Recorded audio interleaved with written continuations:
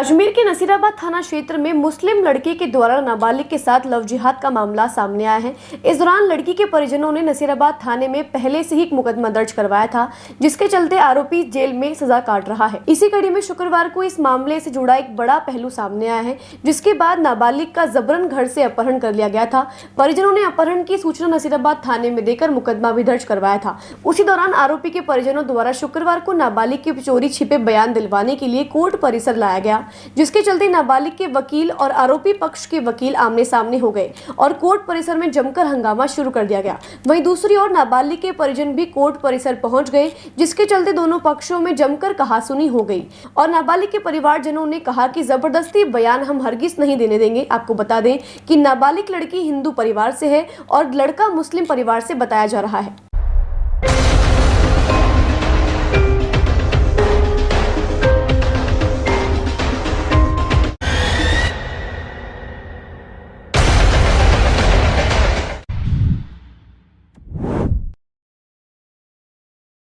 मामला तो नसीराबाद का मामला है। परसों कोई अपहरण की घटना घटी थी, उस घटना की एफआईआर दर्ज थी। उसके पीड़िता के आज बयान थे पॉक्सो कोर्ट 1 में।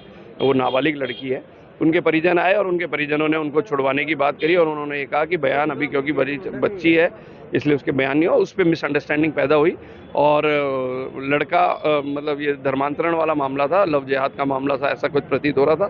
इसलिए कोर्ट में गहमा गहमी हो गई। दोनों आपस के सामने के दोनों वकीलों में थोड़ी सी बहस हुई और उसके बाद पुलिस उनको पीड़िता को बयान कराने के लिए थाने ले गई। लड़की के माँ बाप भी हैं।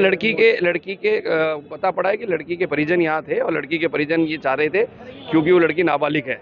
ऐसा सूचना मतलब प्राप्त हुई है कि लड़की नाबालिग है, इसलिए उसके बयान मतलब किसी की सरपरस्ती में हो, किसी के समक्ष पेश हो। और ये कानून भी है कि पॉक्सो कोर्ट में अगर नाबालिग के बयान होते हैं तो उसके साथ उनके परिजन खड़े रह सकते हैं।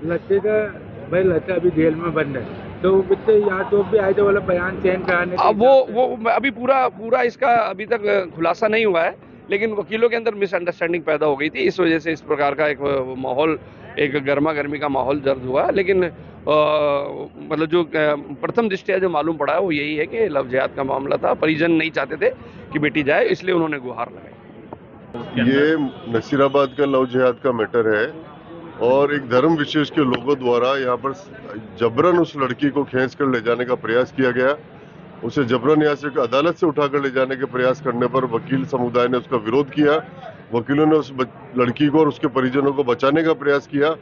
इसका जब विरोध हुआ और लड़ाई झगड़े पर उतर गए समुदाय विशेष के लोग, तो फिर वकीलों ने उसका प्रतिकार किया और उनको प्रतिकार जब होने लगा तो समुदाय विशेष के लोग यहाँ पर अशांति फैलाकर और भागने में सफल हो गए। पुलिस आई जब तक हमने उनको शिकायत भी दी कि इस प्रकार के सांप्रदायिकता भड़काने का और ये इस तरह का कानून हाथ में लेकर और एक बच्ची को और लव जिहाद का मैटर में इसको उठाकर ले जाने का प्रयास हुआ है, इस पर कार्रवाई होनी चाहिए। सारे वकील समुदाय में इस बात को लेकर आक्रोश है। नसीराबाद से एक बच्ची रात को अपनी दादी के साथ सोते हुए और गायब हुई है, उसकी रिपोर्ट थाने में दर्ज है। वहाँ पर इस प्रकार का एक मैटर सामने आया है। ये एक प्रकरण दर्ज है सरकार बनाम सलमान, जिसमें लड़का भी नसीराबाद का है, लड़की भी नसीराबाद की है। लड़की के बयान होने थे 30 तारीख को, पर 30 तारीख की रात को ही लड़की को उसके घर से उठा लिया गया और घर वालों ने ढूंढा, लड़की नहीं मिली। उसके बाद एक एफआईआर नसीराबाद सिटी थाने में दर्ज हुई है जो 363 और 84 जीजे एक्ट में हुई है कि लड़की का अपहरण करके ले गए। कल तो ये उसको लाए नहीं।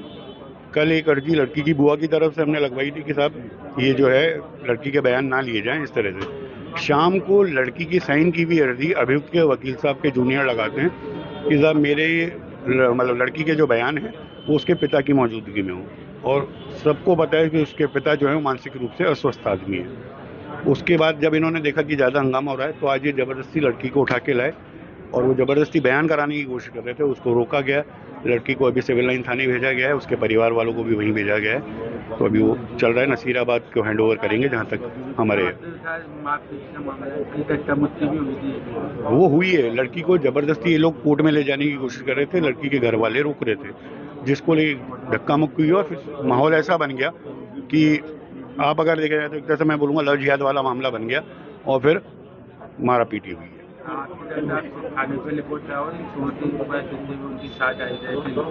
हाँ, अभियुक्त के परिवार के कम से कम 9 से 10 जने थे और 2 लेडीज भी थी उनमें। जो उस लड़की को लेके आए थे। पूरा कवर करके दुपट्टा उपट्टा उड़ा के लेके आए थे उसे। लड़की क्या हिंदी थी? हिंदू, लड़की हिंदू है, लड़का मुसलमान है। सिंधी है लड़की और लड़का मुसलमान है। सलमान नाम है लड़के का। पोक्सो के अंदर ट्रायल चल रही है कि जेल के अंदर है।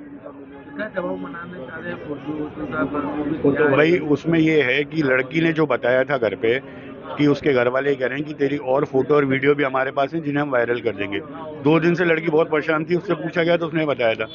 और फिर रात को 2:30 से 3 बजे के बीच में एकदम घर के सारे दरवाजे खुले थे और कम से कम 30-40 हज़ार रुपये भी घर से गायब थे और लड़की भी गायब थी। इस बात की हमने लिखित नामजद रिपोर्ट दी है नसीराबाद थाने में कि इसके परिवार वाले इसको उठा के लेके गए। नामजद रिपोर्ट है हमारी। चूंकि अभी हमारे यहाँ पर इलेक्शन का माहौल है, इस दृष्टि को देखते हुए अभी इस प्रकार की शिकायत कोई भी वकील समुदाय की तरफ से तो नहीं गई है, लेकिन निश्चित रूप से इस बच्ची के जो वकील अधिवक्ता है और जो इसका जो पक्ष है उनकी तरफ से कानूनी कार्रवाई की जाएगी कि इस प्रकार के जो बच्चियों के साथ इस लव जिहाद की जो घटनाएं बढ़ रही है उस पर अंकुश लगना चाहिए और इस पे पुलिस को तत्परता दिखानी चाहिए। कहीं ना कहीं पुलिस की लापरवाही भी इस प्रकार के कारणों में जो है सामने आती है। इस प्रकार की पुलिस की लापरवाही। कानून भी पास हुआ था अभी लव जिहाद को लेकर भाई। कुछ प्रांतों ने लव जिहाद को लेकर कानून पारित किया है।